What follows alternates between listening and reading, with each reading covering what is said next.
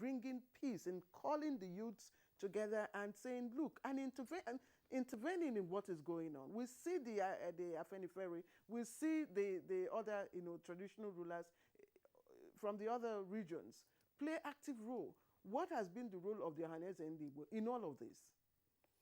Thank you very much.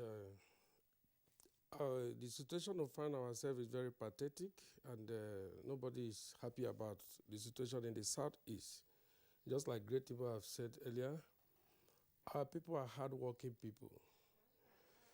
Sometimes you don't need the man to go to university for him to achieve his goals. If you take through the record of an average Igbo man, from 15, 16 years, he has gone to boy. It's only in the Igbo land you see people go to serve their master. And after a few years, the master will give him a token. I will start with that token and become a billionaire. So what will happen now is that we have issues. The process that produces our political leaders are very flawed. And any process that is flawed cannot produce a credible leaders. Most of these leaders we are talking about is not our leader. It's not elected by the people. We have two antecedents within 2 days now. One was launching of Operation Golden Dawn. The second is the resolution from the Igbo leaders, so-called Igbo leaders in Enugu. They have passed series of this resolution, but they have not been able to put into action after passing the resolution. After going through their closed-door meeting, they will come out and read their communique, and they will fly back to their various comfort zone and keep quiet, and things will continue to go that way they are going. The approach for solutions is bottom-up approach. Was Ohaneze Ndigbo part of Ohaneze Ndigbo? Sorry, was Ohaneze Ndigbo part of the meeting yesterday? They are not engaging the real people. Look at the kind of people you have there. These are people who cannot even talk to the community. We have advocated for synergy. They're not talking to the youth. They're not talking to the youth leader. The local government is no longer functioning within the southeastern state, even part of the country, not only within the southeastern state, because the governors have made themselves an emperor. They don't want anything to work. Everything has to do on their table. The local government chairman does not even have, sometimes they don't even go to office. They don't even know how the local government office is. They go there once in a while because they have no functions. They are not autonomy. Okay, the president have also issued an order that the allocation should go straight to the local government. We could remember 1999, 2003, 2007. Local government chairman were like independent. They were reaching out to the people because they are the closest to the people. Okay, you have such meeting in Enugu. No local government chairman was in the attendance. Who are the people? Who know the people? Some of the traditional rulers, the key traditional rulers who know the community. These are not people coming from Sky Blue. They are people from various families. People know them. So for you to be able to connect to this, to solve the problem, you must engage the people. The people must be seen to be a part and parcel of the process of solving the problem. You don't solve your problem in your house and impose it to somebody in the house. Engage people. Constructive engagement will bring a constructive resolution. If you don't engage the people, there's no way you're going to have a peaceful resolution. Yes, I know, but what is your exactly? What is the Ohaneze Ndigbo strategic planning to resolve what is happening? Our strategic planning is in coming days. Although you had what happened in Kano, we in Kano will have different factions that disagree within themselves. Last 2 weeks I was in Kano and bring them under one umbrella. In the southeast, we're beginning to talk to the youth leaders. In Abia State, in Anambra State is almost the theater of the war, because that is where election is just less than a month, or within a month, election is upcoming. And these people have told you, do not campaign. Nobody is campaigning in Anambra State. No political party have their sticker in their vehicle. If you have your sticker, or PDP or APC, APOGA, it will be burned down. They told you no election, and nobody is doing anything. So what we are doing is to begin to sensitize our people, because we know that the problem is information. Information management is key. These people are being fed with bad information, wrong information. So they're acting based on the wrong information. And for us to deal with the issue and get to the root of the problem, we must begin to, like what Ohaneze Ndigbo is doing, is to sensitize the people, engage our youth, meet them with various different groups, which you have started. And gradually, in the next 1 or 2, 3 weeks, you will begin to see the result. You don't stay in Abuja and pass a resolution or invite the military to come. It's not military approach. Okay, let's look at what happened in Kogi State here. We all remember what happened there in terms of security. What the governor did was bottom-up approach.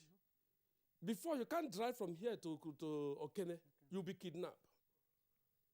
But the governor take proactive action by making the local government, local government chairman, the chief executive officer of your local government, making the traditional ruler of your community as a chief security officer of your community, empowering and dishing out more fund for the local government to be able to secure the locality. If anything happens to your local government, I hold you accountable.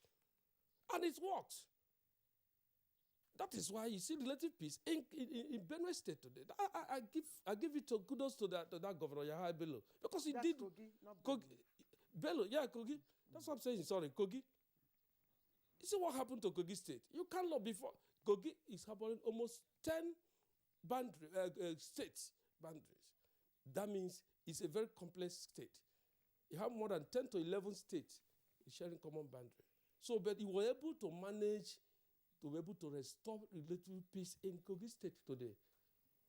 In Anambra State, the governor, I'm very surprised that even the governor, whom he has his born, is not even in the meeting with what information we had yesterday. He didn't attend the meeting. And your Anambra is the worst hit by this insecurity. And the meeting of such magnitude is coupled, and you are not there. So it shows that you are not even serious, or you don't know what you're doing, or maybe you've lost control of your government. If you cannot take action to term insecurity within your state, it shows the incompetence of your Well, Ambassador Chiemelo, let's also point out that the Anambra State governor or his representative is not part of this conversation. So is not therefore available to immediately respond to the issue that we have raised. But we do know that there were reports when the governor said that at some point they were going to frustrate the sit-at-home orders that were issued. But after that, more violence was unleashed in the states. And why that is happening is what we are discussing. Paul Gwaza, one issue here, two issues actually. The governors, when they met yesterday, said that those who were issuing the sit-at-home orders were not necessarily residents in the Southeast. They described them as persons who are in the diaspora and that they were not in touch with the reality back home. It's curious that people in the diaspora will be issuing directives and then the directives will be obeyed. And those who are in situ and therefore in charge would say, look, disobey the orders, but nobody would respond to them. That's one. Why do we appear to have that situation? Against the background also of what has been reported, and I have not read any rebuttal just yet, Senator Einaya Abaribe was quoted as saying, I think yesterday, that it is not only IPOB that is a separatist group in the Southeast, that there are some 15, several, we know of Maso, but there are several other separatist groups operating in the Southeast. Does this provide an indication of the magnitude of the problem that we are dealing with? Yeah, so the point of entry for these concerns is to look at the space that we have over the years created for ourselves. And I think that it boils down to us looking at governance, whether government is about certain categories of people or it is about the broader Nigerians. And I think that that is where the issue is. Now, if you look at, in terms of disconnect and the processes for emergence of leadership, whether it is, especially in the Southeast, where the people are not only enterprising, but these are people that are independent-minded also. Now, so if you look at within that social formation, you know that you will naturally have such a situation where you determine who gives the order. Recently, we are having a conversation And the issue is that across the world, the state is confronted with a very serious issue of managing. It's not about Nigeria or Southeast issue. It's across the world that the man, the citizen of a state, want to determine his own destiny by himself. The social media inform his own perspective and his own authority and determine how he plays allegiance. In fact, even our children will now tell you what they feel is the right thing to do. They feel that they have allegiance to their own friends. Your own perspective is not what you want to impose on them. And so for our leaders, I think we need to know what is the situation on ground and to know that the citizens you are ruling are no longer the citizens of yesteryears who are governed by somebody will come and dish out order and they then obey hook, line, and sinker. These are Nigerians of modern days, and they look at what is happening globally. And I think recently we are discussing about what happened in Afghanistan and whether it is possible here is because, again, is the nature of authority. These people, and as Chief rightly noted, the processes for emergence of leaders is always a concern for every Nigerian. And so if leaders emerge and they don't emerge in a legitimate way, and they give out instruction, the natural concomitant is that people will not obey such orders. But then you look at the economic dynamic of the country, broadly speaking. It is he that gives out, take responsibility for your day-to-day survival, that you naturally obey. If the diaspora, if you look at, even if you go to the Ministry of Finance, you look at the turnover from the diaspora, some of it is not entering their banks. They are sending money to these people to respond to their own concern. Nigerians are calling their brothers abroad to please help me. I've not eaten today. I need to pay my children's school fee. I need to pay rent. Now, if this person tell you not to go out today, then you will naturally won't go out because he is the one taking care of your school fees, paying for your rent, paying for everything. So I think our government, both at the local government, at the state level, need to know that for us to be able to fully obey, they must show some level of, they must own up to their own responsibility. There is a whole lot of gap. Not about us paying tax, it's about them also doing their own part of the roads are collapsing. Utilities are no longer tenable in terms of water, in terms of electricity. In fact, we don't even know what is happening with our gutters. Every gutter is just blocked all over. Erosion houses are collapsing even in the southeast because of erosion, and nobody is talking about it. Diseases are all over. People are dying of diseases like cholera, which has to do with poverty, actually. And so if somebody is sending money from Canada, you will definitely obey him. That is one interesting thing there. Then the second arm of your question. We don't know whether the money is coming from Canada. It's not. No, it's just an example. Just for instance, if somebody is sitting in Canada and sends somebody. Yeah, so somebody out there will definitely send the money, and then you will naturally want to listen to him. Now, the second arm of your question, in terms of the proliferation of non-state actors that are, for instance, that are actually in charge of the space, not only in the southeast, but all over the country. These actors are all over. Everybody is in charge. I think yesterday we were even talking about who is in control of the garage in Lagos. Yeah, so the person, you don't think that the Oba of Lagos is in charge. There is somebody who sits there and determine what happens there. Recently, even in Zamfara State, we know that non-state actors are saying, pay tax to us. Give us this tax. So it's also happening in Southeast that there are proliferation of people taking authority, determining what is happening in their own spaces, controlling who give them money, determining who will enter that street, determining a lot of things. IPOP is just the face that we see. But if you do an analysis, and we have done the research, we have discovered that there are a lot of non-state actors in charge of this thing. You know also that we no longer hear about armed robbers. We no longer hear about these things because why? The broader banditry has actually taken over. If there is a joke in the social media are you just committing armed robbery? Or I better fall in the hands of armed robbers than to fall in the hands of bandits. So if there is a broader problem, the other ones fizzle out.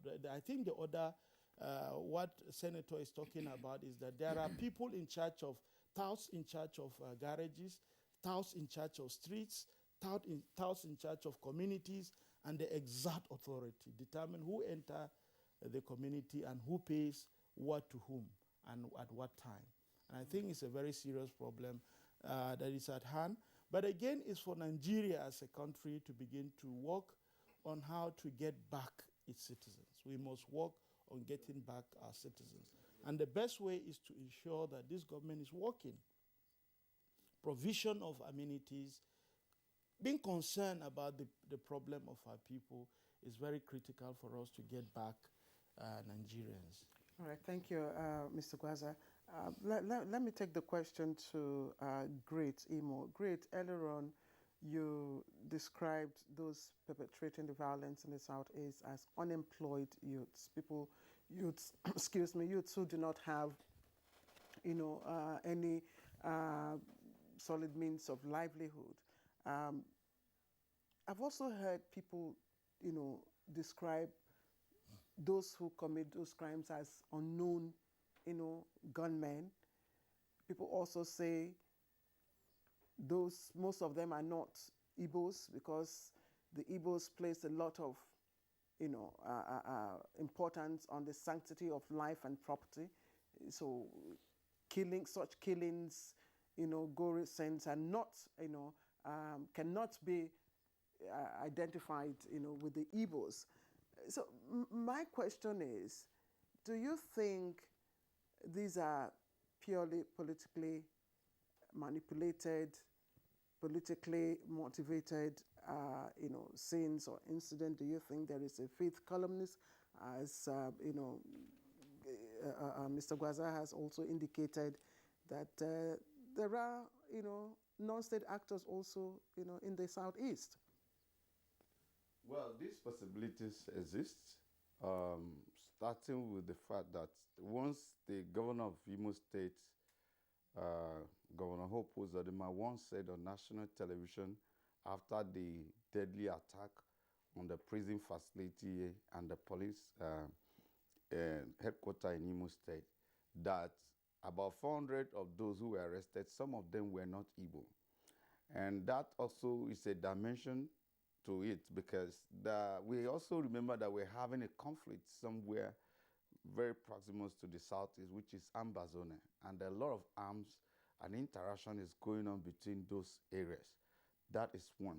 Number two, also, knowing the nature of politics in the southeast, the fearsome nature of politics in the southeast, a lot of young people who were armed to fight for power on behalf of the political leaders. Some of them, after the elections, they were abandoned on the street. Yes, it is not natural for an Igbo man to engage in violence, because Igbo man likes to work hard, enjoy hard. But we found out that it was long in coming. Some of these Igbo young chaps who are involved had actually been made into monsters. I mentioned yesterday the poor parenting or failure of parenting in the Southeast. A lot of young people, we know those days growing up, the way our parents will query every of your movement, your activities, what you do. I'm surprised that we're beginning to have parents who don't care, literally. And then secondly, when these children are abandoned on the street, there are these elements, minor elements, who begin to recruit them and engage them. Some of them are now into drugs. You go to villages, a lot of young people just smoke their life away. And some of those are driven by fear of unknown. Nobody's guiding them. Nobody's encouraging them. And then they become recruited into political thuggery. And then after the election, you abandon them. During the election, you are giving them some stipends with guns they have with them. And also, you look at also another issue you must take note of. In the last few years, there has been increase in cultism activities in the Southeast. increase in the cultism activities in the Southeast. Some of the issues that are driving the involvement of young people in cultism is that they were forming those associations as a means for protecting themselves, as a measure, to go between. Some of them believe that when you join these core groups, you are protected whether you're on campus or off campus, because then we used to think it was only in the universities. Now there's cultism in communities in the Southeast. Sometimes the violent crises you see are also cult violence, where one group that wants to dominate the space begin to fight the other group. And depending on who has more weapons and sometimes retaliatory factors, and these politicians know these people. Sometimes they recruit them individually. So, okay, I can pay this group to work with me because they have arms. In some other cases, they get them arms to fight each other.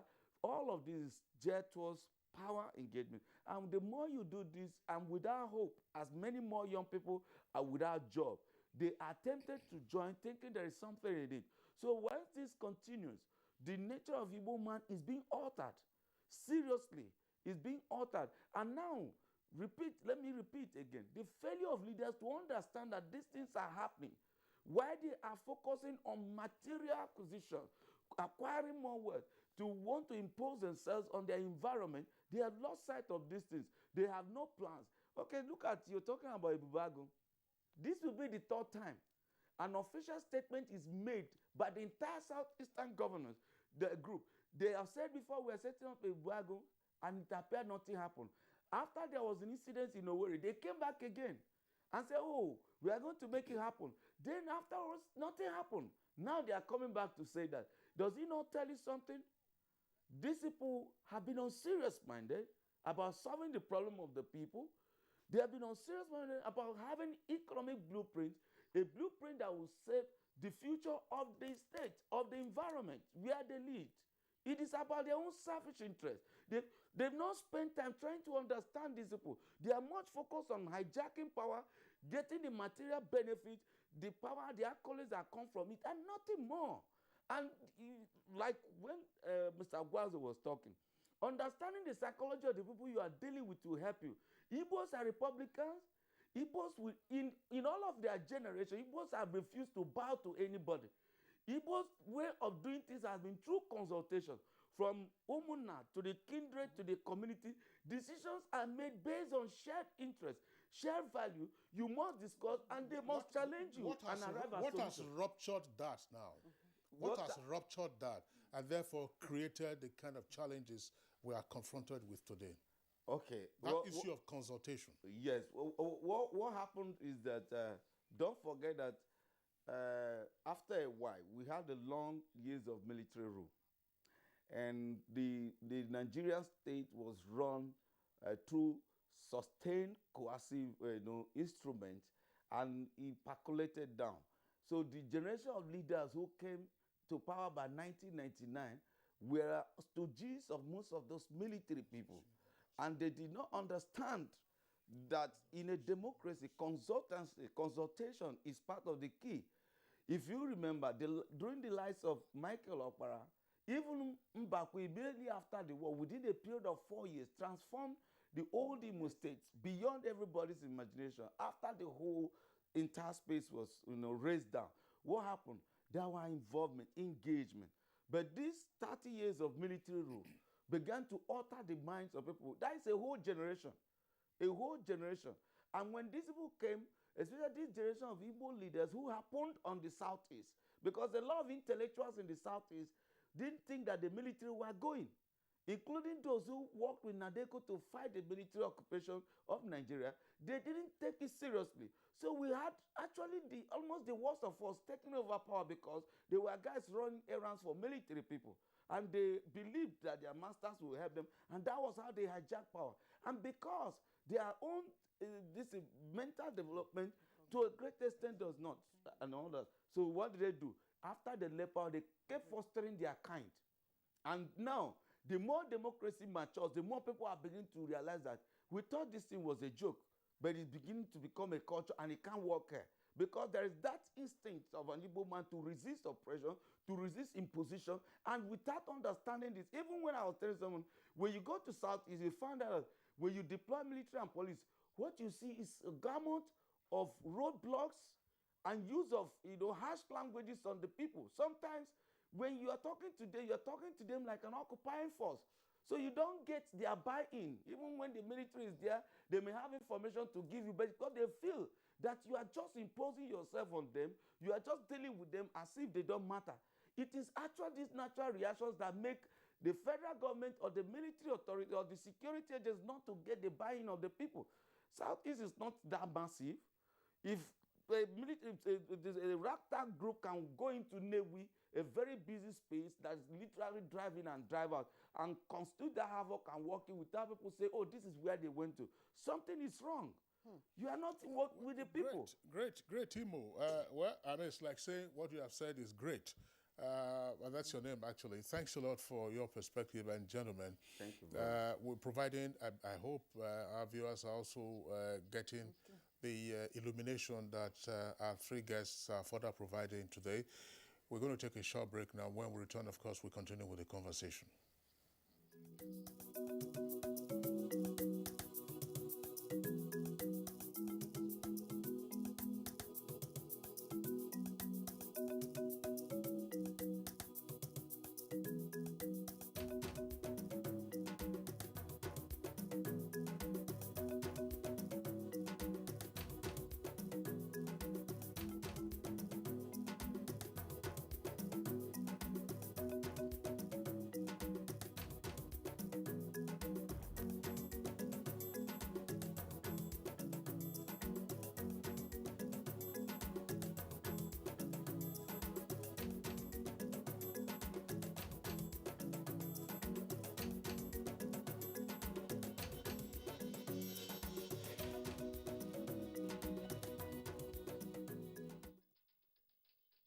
I'm the Chief Resident Engineer and Project Supervisor of the Second Niger Bridge Project. The Second Niger Bridge Project is a project that has been conceived for a very long time, but it has finally come to life during this present administration. This project has a lot of socio-economic benefits, and it has impacted positively on the lives of the host communities, both in Anambra State and Delta State. The people are very happy. The host communities, they partnered with us because apart from the social benefits, indigenes are also employed on this project. We can see how their lives are being improved. This message is from the Federal Ministry of Information and Culture. Iheanacho near post and scores. The Super Eagles of Nigeria will look to continue their excellent start to the World Cup qualifiers when they take on Leifove of Central African Republic. Will Leifove pull off a shock on the home soil of the Super Eagles? It's Nigeria versus Central African Republic at the Tesla Balogun Stadium in Lagos, Nigeria on the 7th of October, showing on the network service of the NTA and AIT from 4:30 p.m. with live radio broadcast on Cool FM, Wazobia FM and Nigeria Info. You can also join online at sporty.com and NPFL TV. The FIFA World Cup qualifiers are proudly brought to you by BetNiger and supported by MTN, Coca-Cola and Dettol, proud sponsors of the Super Eagles. All right, we've been having conversation even while the commercials were playing, and it's been a very intense conversation we're having, really. And that's why I like to, again, appreciate all the guests. But I'm taking my question to great Imo Jonathan. Great, we were speaking off camera, and I asked you why it appeared that Imo State is the center of all the crisis. Why do you think that is so? What is it about, especially that junction? There's a junction called Ayara Junction where most of the incidents, are said to have happened. What is it about Imo State that is making it, the center of war? Well, it will appear that the trigger for Imo State was actually politics. And let's be sincere here. The way and manner the governor emerged, the governor of Imo State, a whole lot of political stakeholders were not happy about it. But I expected that having access power by any means, there should be stakeholder engagement. You need to relate with your people. But at the time, he felt that the governor was literally uncomfortable in his space as a governor, and maybe he needed to impose himself seriously. And this is one thing I want to say, if the governor is listening to me. The singular act of inviting the military to Olun actually made the people of Imo State angry with the governor. If people are not telling him that, let's say it on national television, even the federal government needs to know that. As of that time, I didn't think there was any need to have engaged the military, and not even to the extent of bombing a space in the southeast. Mind you, Igbo people went through 3 years of horrendous war. The appearance of violence in their space would definitely make them jittery and angry at you, and whoever that initiated it is actually going to be seen as enemy number one. So even, let me say, Rochas governed that state for 8 years. You may not judge him. I'm not going to judge his other performances, whether he did well in terms of road and all that. But Rochas was able to hold the peace of Imo State for 8 years. Not forgetting that before Rochas, under Achiku Denwa, there was a military involvement in Imo State between 2003 and 2006. A lot of young people died when you were dealing with Massop. Then Rochas came and was able to manage the peace of the Southeast.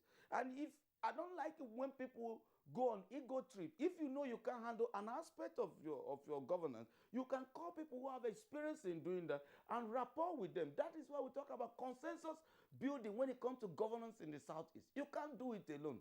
And now, when these things have happened over time, even when you are supposed to take the breath away from these violent actors, you couldn't do it because you have created more sympathy for them. When people felt that their children went to market and were gone down, and innocent youth died out of in the trajectory, and they are not going to feel happy about it. They are not going to give you information. They are not going to sympathize with you. They are going to allow you deal with it. As I'm talking to you right now, sincerely, Yes. FMC Owerri, there are dead bodies of young people there that have not been buried. Nobody knows who they are. People are afraid to speak. Don't have the people who will be afraid to talk to you. Don't lead the people when the people feel that you are their enemy. It's not to say that we should encourage violence. No. Great, Timo. Yes. Thanks a lot for your perspective. Again, we are pressed for time, but Yes. This is a very important issue. I would like Ambassador Chiemelu to respond to two issues that are on the table. Paul Gwaza did say that part of what is required is to win back the citizens. And when Great Imo was speaking, you were nodding in agreement that part of the Igbo spirit is consultation. And my colleague Claire was also in agreement by nodding to say that you have a bottom-up approach. I read some of those things in Chinua Achebe's books, even though they said it was fiction. But in the reality is you see consultation from one category of, from one age group or one group to the other. So my question, therefore, is as follows. As part of the measures, whether short-term, medium-term, or long-term, what can immediately be activated? Is it the consultation mechanism? How do you also ensure that the kinetic approach, because you have a lot of guns, there's lawlessness in the place. How do you ensure that the kinetic approach doesn't become counterproductive? You get the people's buy-in. Thank you very much. Just like I said earlier here, that our problems are local. The issue of security has to be done with local consultation. If you bring in military, like the way they launched military operation 2 days ago in the southeast, they don't know the area, the locality where these bad people are. They can easily hurt innocent people. They don't know them. It happened previously when innocent people were killed. Because if they see any young man on the street, they can easily open fire. But the real people are not known. So for that, having said so, we need to deal with this issue through consultation. Consultation is about talking to the local government chairman, empowering them, making them to assert power within their locality. Then through the local government chairman, the traditional rulers, we've not given our traditional rulers a very robust role to play. But these are people who are very close to the community. If something happens in the community now, they will knock and cry or they will run to the traditional ruler. Traditional ruler knows almost every problem of his various communities. So if this bottom-up approach is being utilized, within weeks or months, or the 1 month, the next 1 month, you will see that the tension will be doused. The problem will begin to solve itself naturally because the real people have not been properly engaged to be able to deal with the issue. If there is serious disconnect between even the state government and the local government to the community. You have wars. During electioneering, they will begin to empower youth leaders, ward leaders, ward ESCOs and all that. After election, they will leave them. And these people will be roaming on the street. There will not be no engagement. Have you ever had any of the governors calling for workshop? Previously, in 1999 to 2003 to 2007, I think you see some governors sometimes, they'll call youth seminars. You engage the youth, the men and women of the community state will come together in one umbrella, discuss with them, give them, tell them the policies of the government. Let them be part and parcel of your policy-making governance. Make them to know that they are part of the decision-making in your governance. Engage them. Let them be part of your governance. Talk to them. But they are not talking to any of them. They have passed legislation in the Enugu yesterday, and they have come back home. Watch and see in the next 1 week, you see if there's any implementation that will be done. You won't see any implementation. They have done this over time. Abuja, just like Great Imo I mentioned, this is the third time they are mentioning Abuja, and they have not even seen the president anywhere in the southeast. Okay. Well, they said they have given themselves a December 31st deadline for this year to be sure that they can activate Abuja. That is what they said. Let's watch and see the implementation because months ago it was launched in Owerri. They had their meeting. And we must be careful. The way and manner they are going about Abuja is looking like you setting up your army to fight your people. Because the Abuja have not succeeded simply because he has not gotten the buy-in of the people. So you sit in Enugu. You've mentioned it the first time. Those few political rascals and touts who have worked with the governors were selected and you formed it as a Buwago. Where are the youths? You should, the structure of his involvement, of his existence, what do they look like? Why don't you make it a career base where it is not in the absolute control of the governor, where it could be domiciled in the Ministry of Home Affairs or something like that. So when people get into a Bubago, they are getting into a career engagement where they can even grow in rank and they earn salaries month and also have a fate of ending up as a career civil servant. You know, the uniform, the way and manner of engagement. All of these things are not taken into cognizance. You just engage your political touts and you put them in a group, you call them a Bubago. You still will not get solution. Rather, it will end up being a machinery or a team set up to fight those who don't like what the governor is saying. Make a Bubago people owned. That is the solution. Chairman. All right, Chairman. Yes, thank you very much. You see, the Bubago thing, just like we're discussing on the background, a Bubago thing maybe it seems like what Getty was saying. Let it not turn out like Bakassi, because I could remember in those days when Bakassi was formed.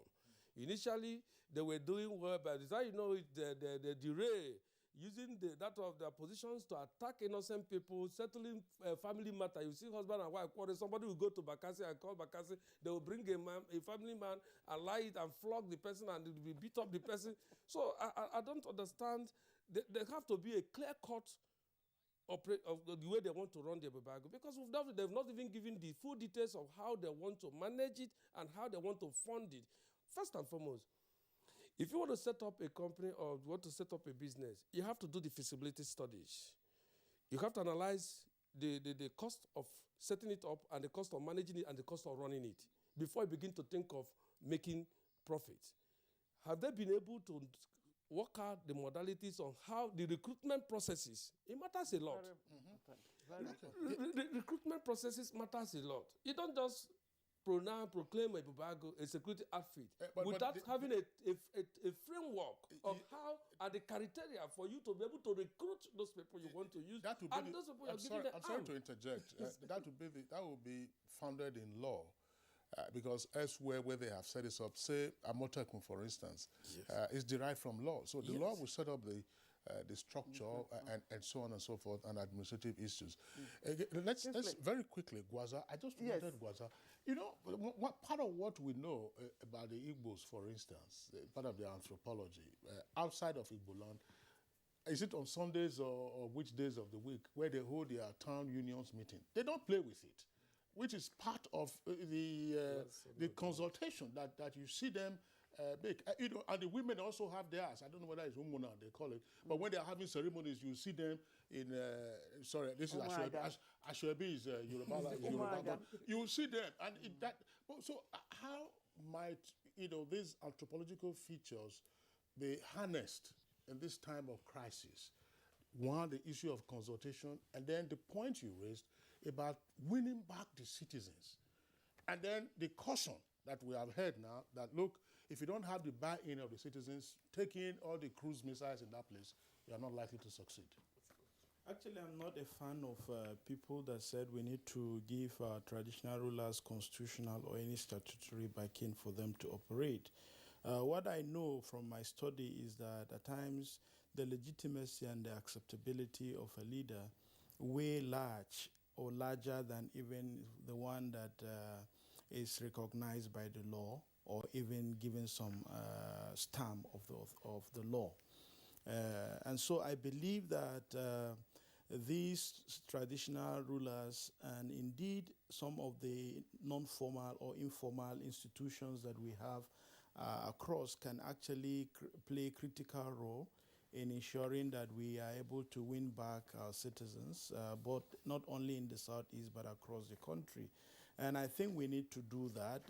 But again, it is for our political leaders to begin to recognize these structures and these networks and to be able to maybe incentivize them to ensure that they play those critical roles, not necessarily creating any legal framework for them to operate, but in the structure of governance, broadly speaking, you ensure that you activate these structures so that they will be able to work. And I think that just like Ambassador had rightly alluded to, this bottom-up approach, we must ensure that our community structures for consultations are activated.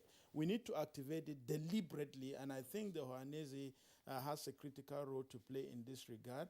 When we do that, we are sapping these non-state violent actors of their own resources in terms of the manpower, in terms of their ability to begin to recruit people to confront the state. So state can do that in withdrawing the people, sapping the people and sapping the energy so that then they won't be able to unleash violence on the community. I think that is what you have identified is critical for ensuring peace in the region. Thank you. Adding to what you have said, but it acts as a result of the Igbos community meetings. Actually, that consultation is still going on. If you come to anywhere, all over the country, if not just in the country, even in the United States, even in Canada, you will see Igbo meetings. They do that meeting once in a month. Maybe some take their own last Sunday of the month, some take second Sunday of the month, and so on. It trickled down to even the community. After having a village, a town meeting, they still have village meeting. After having the village meeting, they still have kindred meeting. Even from the community to the state, even those who are, even in Abuja here, some villages in the southeast have bought land, build their own hall.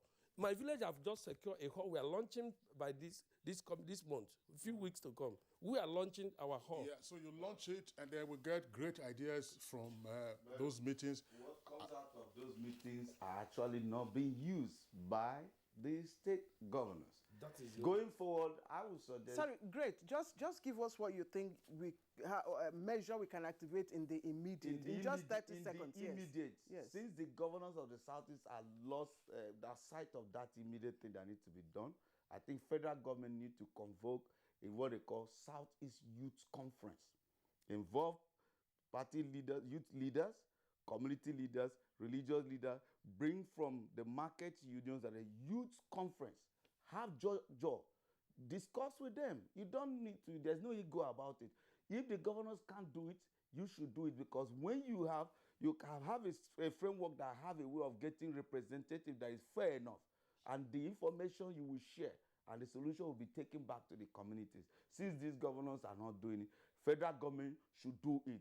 The Minister for Youth Affairs should convert, don't say it's an APC thing. Abga youth leaders from local government, from APC, from PDP, then from markets, from these to keke drivers, make them be representatives of the people and have a conference, and they will tell you more. You will be amazed.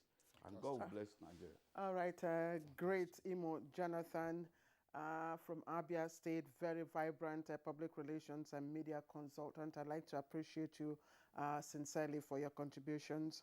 Ambassador Obizoba Chiemelo, Director General, Strategic Planning and Implementation, Ohaneze Ndigbo, General Assembly Worldwide, also an ambassador of peace to the United Nations. Would I also like to appreciate your contribution to today's discussion. Paul Andrew Gwaza, Institute for Peace and Conflict Resolution. Many thanks to you for your incisive contribution to this topic. And indeed, we'd like to say God bless Nigeria. And we'd like to appreciate you also for staying with us and watching today's conversation on restoring peace in the Southeast. I am Claire Adelabo Abdurrazak. Join us again tomorrow, Thursday, for another edition. Kingsley Osadolo saying, take care of yourselves.